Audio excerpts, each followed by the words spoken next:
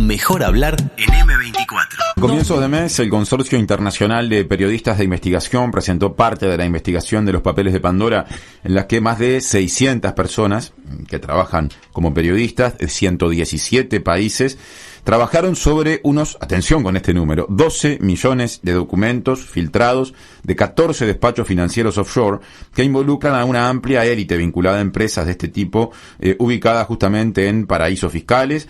Aparecen decenas de jefes o ex jefes de Estado, más de 300 personas vinculadas a cargos públicos, figuran también en los archivos, presidentes en ejercicio de su mandato, como el chileno Sebastián Piñera, el ecuatoriano Guillermo Lasso, el dominicano Luis Abinader. En Uruguay, el semanario Búsqueda, que es el único medio nacional que trabajó en esta investigación, reveló ayer, profundizando en lo que ya se había empezado a saber días atrás, la participación que tuvo el estudio Posadas y Vecino, ¿no? Antes Búsqueda había publicado nombres de algunas personalidades uruguayas también asociadas a estas maniobras financieras. Y justamente estamos en contacto con Guillermo Draper, que es editor de la sección política de Búsqueda, periodista para conocer algún detalle de la mecánica de trabajo, pero también mirar a las problemáticas concretas y en particular a las repercusiones de esto en Uruguay, o a Uruguay como engranaje en esta suerte de cadena. Guillermo, buen día, ¿cómo andás? Bienvenido y gracias por estar.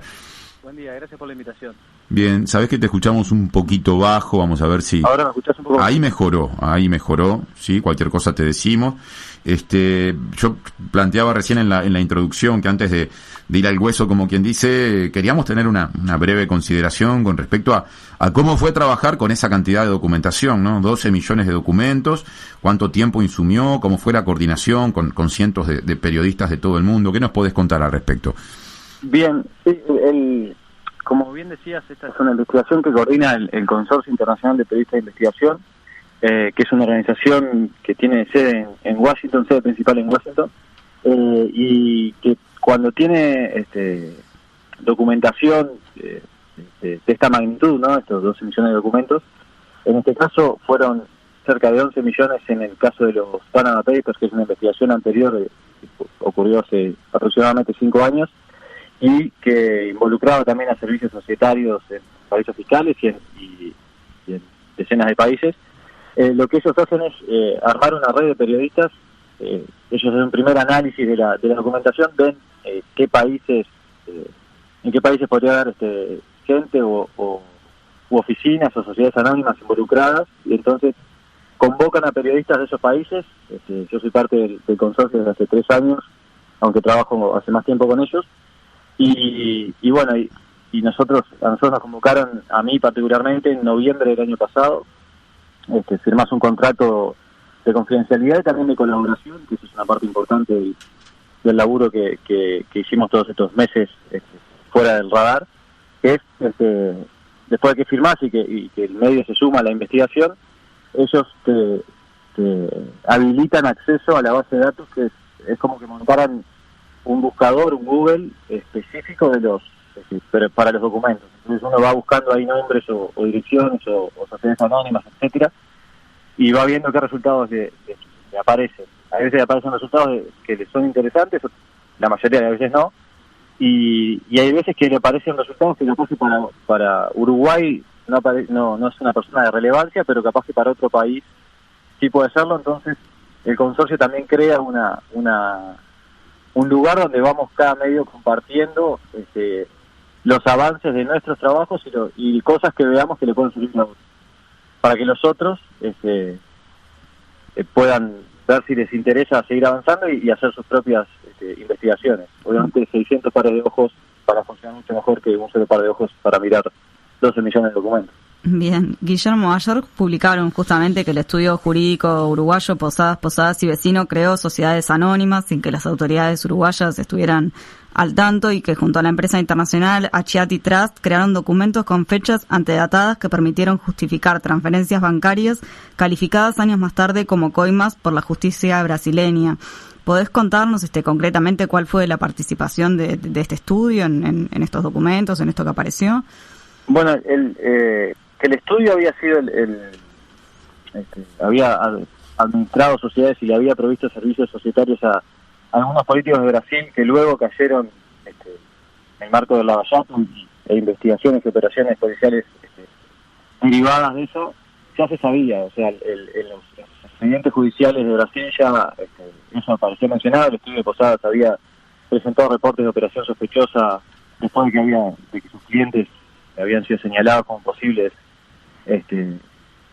participantes de ese esquema de corrupción en Brasil. Lo que los documentos permiten ver y mostrar es el grado de trabajo que hicieron, y en algunos casos trabajos o servicios que después traerían que lo que se terminó haciendo fue justificando un movimiento de dinero que en realidad para Justicia de Brasil había sido corrupción. Obviamente los documentos a los que accedimos tienen de rico es que, por ejemplo, hay correos electrónicos que reflejan discusiones internas o que reflejan también decisiones que se van tomando en el momento, ¿no? Después lo que resuelve la justicia es años después, a partir de otro tipo de investigaciones, y que en muchos casos acceden a mails y otras veces no. Nosotros ahí tenemos una ventaja de ver más en detalle cómo hicieron tomaron ciertas decisiones. En función, Guillermo, del conocimiento de estos temas que has ido adquiriendo producto del trabajo en estas investigaciones, ¿no? Cuando ustedes marcan, especialmente en la publicación de ayer, que Posadas y Vecino creó sociedades anónimas sin que las autoridades uruguayas lo supieran, ¿eso debe asociarse a una práctica delictiva, o en todo caso es una de las tantas prácticas amparadas en esas lagunas que a veces hay en el derecho? No, bueno, acá hay algo que ser bien preciso. Los periodistas no somos jueces ni fiscales, ni tipificamos delitos, ni nada. Contamos hechos que nos parecen de interés público. En este caso, lo que contamos, obviamente es de interés público por las figuras que estaban involucradas, y también porque al contrastar lo que veíamos en los documentos con lo que había en los expedientes judiciales, mostraba que lo que teníamos daba una mirada más completa de lo que había sucedido en ese momento que lo que surge de los expedientes judiciales. Uh-huh. Después la decisión, o sea, nosotros informábamos, después si las instituciones encargadas de inspeccionar o de analizar esos temas resuelven que eso es una cosa u otra, ya nos excede, y está bien que así sea, porque lo que te digo, nosotros no tipificamos delitos ni nada parecido, nos dedicamos a informar, que ya es suficientemente complejo de conseguir. No, eso está claro, y aparte es muy valorable, pero claro, la expresión sin que las autoridades uruguayas lo supieran, que también es parte de lo que subjetivamente las y los periodistas decidimos cada vez que escribimos, cómo expresar y cómo no, es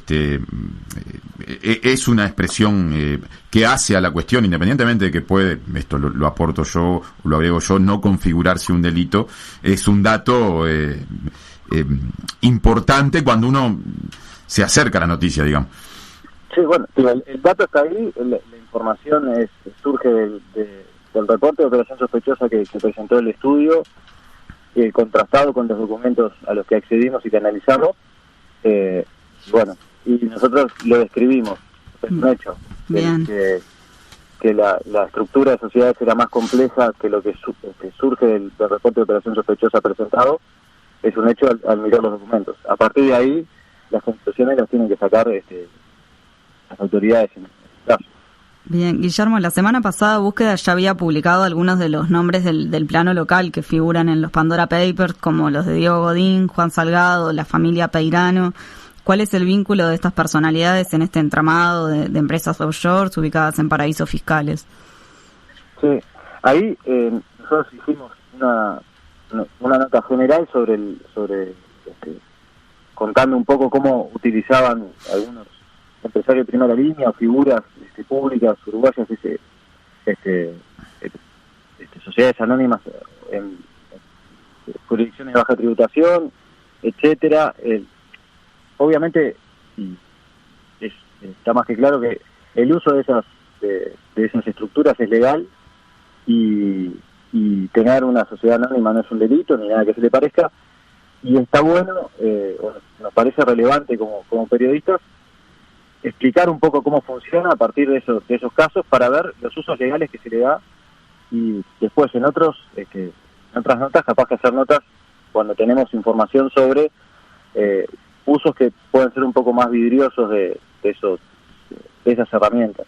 Uh-huh. Digo que nos parece importante contar cómo funciona el sistema y explicarlo, porque estamos en un momento, siempre es importante, pero particularmente ahora estamos en un momento en el que a nivel mundial se están discutiendo muchos cambios fiscales a nivel tributario y fiscal, y saber cómo funciona el sistema nos permite tener una discusión más clara y más robusta sobre qué cambiar y si es que hay que cambiar algo, ¿no? Uh-huh. En marco creo que estas filtraciones, estas investigaciones también son muy valiosas, más allá de que se encuentren casos particulares o no, donde pueda haber algún mal uso de estas estructuras. Y en el caso... En la cobertura que hicimos, que empezamos la semana pasada, sí hay algunos casos interesantes que nos parecía interesante publicar, como el de Diego Godín, que utilizó que se dio sus derechos de imagen a una sociedad anónima en Islas Vírgenes Británicas, una práctica bastante común entre futbolistas que revistaban en Europa, en España particularmente, y que en muchos casos, no en el de él, al menos no que estemos al tanto, en muchos casos los futbolistas como Mascherano o Messi fueron intimados por la justicia de España a pagar porque lo consideraban que habían cometido evasión fiscal y tuvieron que arreglar con la justicia el pago para evitar penas de prisión. Entonces nos parecía interesante contar que Diego Godín, al igual que Luis Suárez, utilizaron estos mecanismos, no necesariamente cometieron evasión fiscal ni nada, nosotros no lo decimos en la nota, y de hecho cuando lo consultamos a él, su entorno lo negó, pero nos pareció interesante ver la extensión de este uso también en el mundo del fútbol, donde son figuras públicas, donde su desempeño y su rol público es parte de lo que le genera también ingresos. Entonces el escrutinio público sobre esas figuras tiende a ser mayor que sobre un ciudadano de a pie. Y hablabas, justamente de que a veces se puede constatar, cierto uso vidrioso de estas, no utilizabas este adjetivo. En el caso justamente de Godín, de Salgado, de la familia Peirano, ¿se pudo constatar este tipo de uso o entra todo dentro del marco legal? Bueno, ahí, otra vez, yo no sé si no me consta que hayan cometido ilegalidades, tampoco era el objetivo con decirlo, porque no nos consta y es algo que tiene que resolver las autoridades si creen que efectivamente sucedió. Tienen muchos más elementos que nosotros para comprobarlo en cualquier caso. En el ejemplo de Salgado nos parecía relevante contarlo también porque el presidente de Cucha en su momento dijo que negó que él tuviera una participación, que fuera socio del Nuevo Centro Shopping, sino que dijo que el Nuevo Centro Shopping era el socio de la Cucha, que él era solo el presidente de Cucha y que no tenía acciones básicamente en el emprendimiento. Claro. Y los documentos permitían probar que efectivamente sí tenía acciones y era a través de una sociedad anónima condominio en la cual estaba tenía acciones junto con otros desarrolladores del proyecto, cosa que no había dicho, y además esa sociedad anónima fue conseguida de un modo que no tuviera que declarar sus beneficiarios finales ante las autoridades. Entonces era un mecanismo para mantener en reserva su nombre como accionista al menos durante un tiempo, hasta que la legislación uruguaya cambió y usar sociedades anónimas de ese tipo no permitía ya cierta reserva del nombre del titular. Bien, Guillermo, muchas gracias por este rato para mejor hablar. Dijiste hace poquito en esta entrevista que este trabajo comenzó en términos de publicación hace poco, hay mucho documento analizado, así que uno se imagina que en próximas ediciones seguramente haya nuevos aportes y los esperamos. Muchas gracias. No, gracias a usted por el tiempo. 97.9 FM Montevideo. 102.5 FM Maldonado. Escucha distinto.